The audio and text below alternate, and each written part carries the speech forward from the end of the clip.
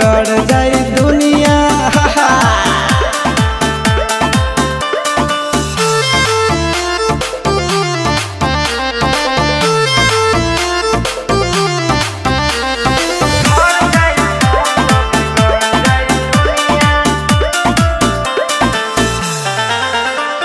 भले होई फांसी गइल बदमाशी छूटी ना काहे जानेला परखंड जानू हमारो घमंड कबो टूटी ना।